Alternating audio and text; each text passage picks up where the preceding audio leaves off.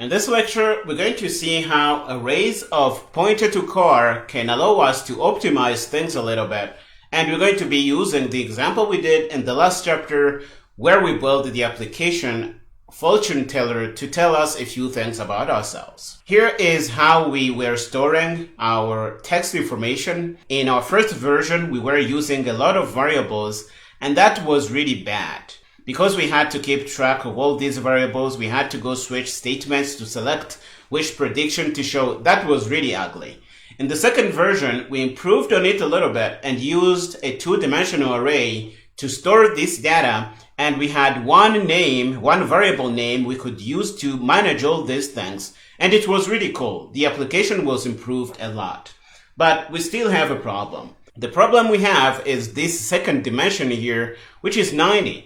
So it is basically saying all these strings that we have should be less than 90 characters. At least they should be 90 characters, not more. And the other thing is that if you don't fill up all the 90 characters, the remaining characters are going to be autofilled with the null character, and they are basically going to be wasted because you're really not using them. But the operating system has given you this memory, you own it, and nobody else can use it.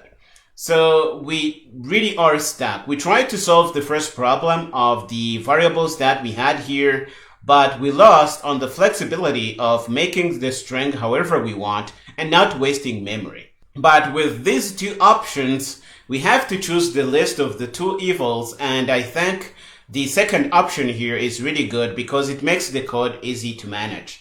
But we don't have to live with this lesser option now that we know about char pointers. We can do something like this.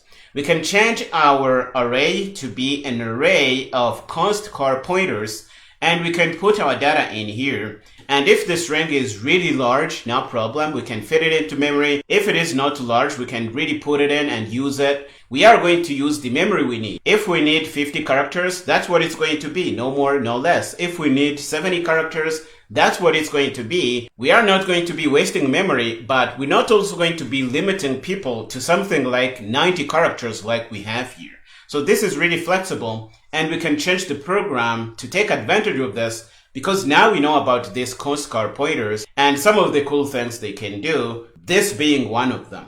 Okay, so now that you know this, we're going to head over to Visual Studio Code, get the code from one of the previous lectures, and try to incorporate this change and make it work. Okay, here we are in our working directory. The current project is array of pointer to char. So we're going to grab our template files and we're going to put them in. And we're going to open this in Visual Studio Code. Let's do that. And we're going to get to our main file. We're going to remove everything we have in here. And we're going to paste in the code for the last version of fortune teller that we had, which is version 2. If you go back in the previous chapter, you're going to see that. So we are going to grab the code and paste that in here. And this is exactly the state we left the project in. You see that we were using a two-dimensional array to store the data, but we have this limitation of forcing people to use strings less than 90 characters because we have to account for the null terminator that is going to be appended by the compiler in here. But we don't have to live with this lesser way of doing things now that we know about character pointers. So we're going to comment this out, and we're going to show you a new way you can do this. We're going to use char pointers. We're going to say const char pointer. We're going to call this predictions, and it's going to be an array of const char pointers here, and we can just put in the data. And once we do this, we don't need to change anything else. The code is going to work. We're going to go through it again and see where this thing here is used. We can select it and go down. You see that here we are grabbing the size of this array to try and compute the random number here. And we are going to be using the angle brackets notation to select a random prediction here that we're going to print to the user when they hit in here. This is really all we need to do. Let's try and bring up our terminal and build and run this with GCC like we always do. The build is going to be good. Let's try and clear and run Rooster. We're going to say our name here, and it's going to keep giving me things.